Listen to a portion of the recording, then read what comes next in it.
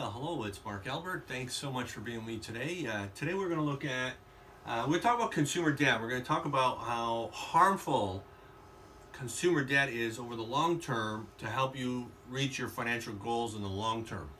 So we talk about wealth building, we talk about having a good net worth, we talk about having income stream to support us in retirement. And if you have consumer debt over the span of your working years, you're going to hurt yourself in all those other areas. So we're going to look at that, and I think you're going to like this. So consumer debt, basically, what we want to do is we want to get out of it. We want to stay out of it. So getting out of consumer debt, staying out of consumer debt. That's the key. So we talk about our finances. There's components that are offensive in nature, others that are defensive in nature. And getting out of debt and staying out of debt would be defensive. The reason being is because we start building our net worth. Now, if we start adding consumer debt, it's going to negatively impact the net worth. So to get out of debt is to have a positive defensive position to help see that grow and not decline. So how can I hurt my net worth building strategy? So I want to build a net worth. How can I hurt me with the consumer debt? And this is how you do it. So if you have no budgeting, no spending strategy at all, you're going to hurt yourself. You're going to really hurt yourself because you're going to start adding consumer debt.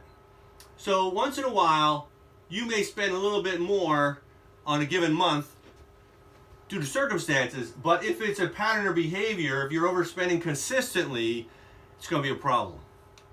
And if you have no emergency fund, to address emergencies that may arise, it's going to be a problem.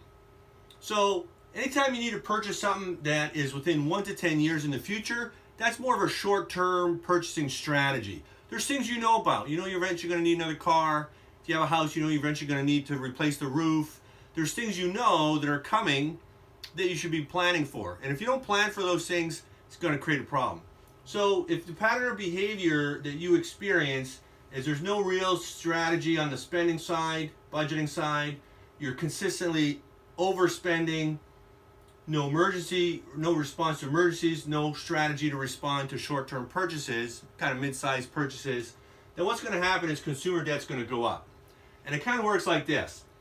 You basically are controlled by your financial decisions, all right? And what happens is you spend more than you make, right? And you start borrowing to maintain your lifestyle because you're overspending.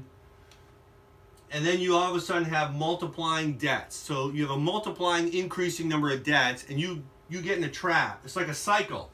So you can't break out.